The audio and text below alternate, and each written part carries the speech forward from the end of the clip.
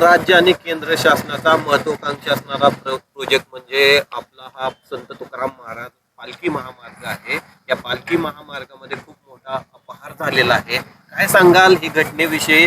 कशा पद्धतीने आता कायदेशीर लढा या ठिकाणी उभारता येणार आहे? नाही, जानेवारी 2026 पासून जेव्हा स्वतंत्र कागदोपत्र पाहिलं मी किंवा ह्या जागेचं प्रत्यक्ष पाहणी केली किंवा डोळ्यांनी पाहिलं तेव्हा मला शॉकिंग हे आहे, सदरचा संत तुकाराम महाराजांच्या नावाखाली जो वारकरीसाठी हा महामार्ग निर्माण होता त्या वारकरी संप्रदायाचं तर भावना नक्कीच दुखावलेला आहे, परंतु ह्या राज्यातल्या प्रत्येक व्यक्तींच्या सुद्धा भावना नक्की दुखावलेला। कारण का, जेव्हा महाराष्ट्र राज्य शासनाने मुख्यमंत्री साहेबांनी जेव्हा घोषणा केली होती की सदरचा हा ड्रीम प्रोजेक्ट आहे, म्हणजे महाराष्ट्र राज्यातील प्रत्येक नागरिकाच्या स्वप्नातील प्रकल्प आहे, ह्या प्रकल्पामध्ये काही न करता हे RK चव्हाण आणि RS कामटे या अधिकाराच्या हातमिळवणी करून संगनमताने सामायिक उद्देश साध्य करण्यासाठी तब्बल 52 कोटी रुपये लाटलेला आहे।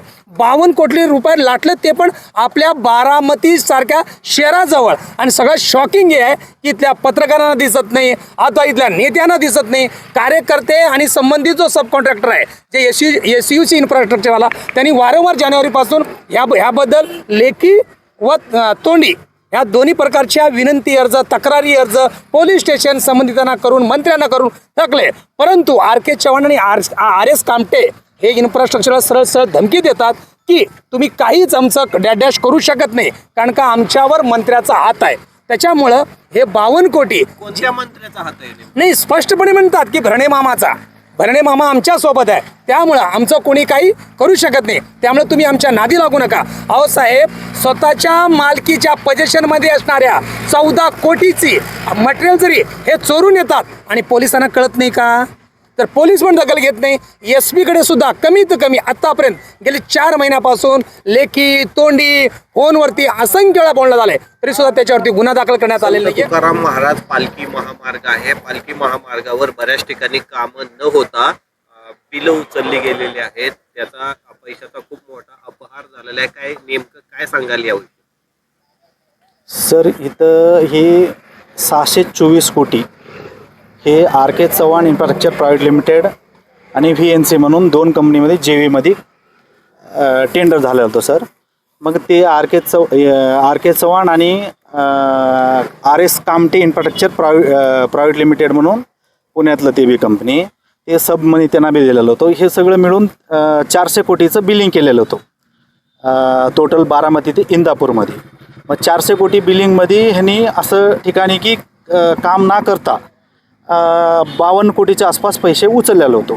मग तेव्हा ते मला काम उचलून मग नंतर यांनी काम सोडलेलं होतं। मग नंतरनी मला RK चव्हाणनी सब कॉन्ट्रॅक्टर म्हणून आम्हाला अग्रीमेंट करून दिला। मग दिल्यानंतर आम्हाला कळलं की हे ठिकाणी काम केलं तर बी पेमेंट भेटणार नाही सर, ॲडव्हान्स उचललेलं आहे, म्हणून मी RK चव्हाणला सांगितलं। मग RK चव्हाणने म्हटलं की ती कुठं काय जास्त कमी झालं असेल तर बी ते आम्ही पैसे देतो तुम्हाला, ते काम करून तुमच्याशी काही काम केलं तर किती ते स्टेज वानुसार नाही आम्ही देतो पेमेंटचं, त्याच्या बाबतीत तुम्ही काही हे करू नका म्हणून। मग त्यासाठी आम्ही काम केलेलं आहे। मग काम केल्यानंतर मला 115 ते 116 कोटीच्या आसपास काम केलेलं आहे आम्ही। मग त्याच्यामध्ये आम्हाला अजून एक 50 कोटीच्या आसपास आम्हाला पैसे पैसे यांच्याकडून येणार आहे। ते आता पैसे देईना झाले आम्हाला, ते आता ते कुठे ठिकाणी ते ॲडव्हान्समध्ये पैसे उचललेलं होतं ना, ते ॲडव्हान्सचं काम मॅक्झिमम आम्हीच केलेलं आहे। आता एक 40 कोटीच्या आसपास काम केलेलं आहे, अजून एक 10 कोटीचं काम अजून पेंडिंग आहे, तिथं पैसे उचलले तिथं काम केलं नाही, असं एक 10-12 कोटीचं पेंडिंग आहे अजून। मग असं करून आम्हाला फसवले RK चव्हाणने। मग असं मशिनरी वगैरे सगळं काय आमचं होतं ना, मशिनरी यांची RS कामटेचं मशिनरी बँक क्रॅप्ट झालेलं, त्यांचं NP गेलेलं होतं। NPमुळं त्यांचं सगळं पूर्ण आम्ही मशिनरी परचेस केलेलं होतं, एक 70 मशिनरी आम्ही परचेस केलेलं होतं। मग त्या मशिनरीचं मी संपूर्ण ते लोन भरलेलं आहे, आम्ही मॅक्झिमम भरलेलं, ते मशिनरी ट्रान्सफर करून द्या म्हणून ते बी दिलं नाही आम्हाला। आणि ते फसून आम्हाला सगळं हे करून मशिनरी दमदाट करून इथं लोकलचं मंत्र्यांचं त्यांचं नाव देऊन आम्हाला दमदाट देऊन लोकल पोराई हे करून आम्हाला सगळं धमक्या देऊन सगळं मशिनरी उचलून इथलं कुठलंही कॅम्पमध्ये कुठलंही मशिनरी नाही आहे, सगळं मशिनरी उचललेलं आहे। आमचं स्टील होतं, मटेरियल होतं, 4-5 कोटीचं मटेरियल चोरी करून घेतलेलं आहे। आणि आम्ही जर साईटवर मी स्वतः आल्यानंतर बी मला काही बी शिवागाळे देऊन मला गेटनं बाहेर काढायला लावलं आहे नाही।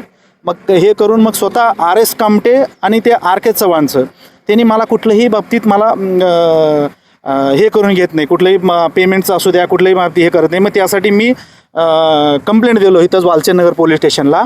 मग दिल्यानंतर मला कुठलंही काय रिस्पॉन्स आला नाही. आता 3-4 कंप्लेंट दिलो इथं. मग SP ऑफिसमध्ये दिलो, गेल सरांना तिथं ग्रामीण LC बिलमधील. मग तिथं बी त्यांनी सगळं हे करत होतं. मग काय थोडं काय राजकारणीचं हे ते प्रेझरमुळं त्यांनी कुठल्याही बाबतीत आता 2 महिने झालं कुठलंही काही कारवाई केलं नाही, कुठलंही काही केलं नाही. त्यांना बोलवलं तर बी त्यांनी येत. त्याचं पेमेंट उचललंय त्यांनी, म्हणजे त्यांचं आणि अधिकारी संगणमताने त्यांनी हा मग सर संगणमतानंच होणार ना सर, असं काही अधिकाऱ्यांना दिसणार ना सर. एवढं मोठं 4 लाईनचं रोड, एवढं मोठं 6 लाईनमध्ये आहे सर, एवढं पूर्ण दिसते. आता इथं दिसते ना सर. आता बघा ह्याच्यामध्ये डांबरीकरण झालेलं आहे, पूर्ण DBM पर्यंत झालेले म्हणून दाखवत्यात. मग दाखवून मग पैसे उचलते म्हणलं तर बघा ना सर. मग आता हे बघा MB 2022 मध्ये त्यांनी उचललेलं आहे. 23/3/2022ला हे पैसे उचललेले आहे.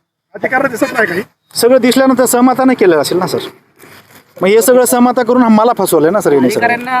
कोण सामूहिक म्हणजे कोण खतपाणी घालते अधिकारी? सर आता हेच कॉन्ट्रॅक्टरनी त्यांचं हे असेल ना सर, कॉन्ट्रॅक्टरचं हे आहे. मग मी ह्याच्या बाबतीत मी पत्र बी लिहिलं गडकरी साहेबांना, असं हे झालेलं आहे, मला फसवलेलं आहे लोकांनी.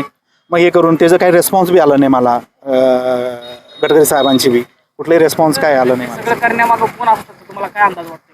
कोण करू शकतो? ते RK चव्हाण सर, RK चव्हाणच आहे ना सर इथं. RK Chavan, RS Kamthi. तुमची भूमिका काय असेल पुढे? सर आता माझी असलं परिस्थिती झाली ना सर, सुसाईड करून घ्यायचं पोझिशन झालं. असलं एवढं आमचं पोझिशन झालं की माझ्याकडे 2-3 लोक कामाला होतो, त्यांना पेमेंट दिले नाही. 2-2, 3-3, 4-4 महिन्याचं पेंडिंग राहिलेलं आहे जेव्हाला काही धोका वगैरे निर्माण झालाय का? सर. धमक्या सगळे येते सर. असं आता ते S कामटे म्हणून RS कामटे इन्फ्रास्ट्रक्चरचं डायरेक्टर आहे ना सर, त्यांना मला ओपन धमकी देते सर. राजकारणीचं नाव सांगतात, तुम्ही किती बी कंप्लेंट द्या, काय होणार नाही, इथं काही चालणार नाही, आमच्याबरोबर त्यांनी आहे, ह्या राजकारणी नाही, हे राजकारणी आहे, तुम्ही कसे बी करू शकतो. आम्ही जर मन केलं तर मग 5-50 पोरं पाठवून बी देतो मी. असं करून पाठवून बी दिलं सर. त्यांनी सगळं धमक्या करून आम्हाला बाहेर बी काढून 300-400 टन इथं स्टील बी चोरी केलं, माझं मटेरियल बी 4-5 कोटीचं मटेरियल चोरी केलं सर. सगळं मशिनरी धमकी देऊन सगळं एक बी मशिनरी, सगळं मशिनरी. एवढं सगळं असताना पोलीस का कारवाई करत नाही? सर तेच ना सर, राजकारणीचं काहीतरी प्रभाव आहे सर त्यांच्यावर, त्याच्यामुळे ते करत नाही.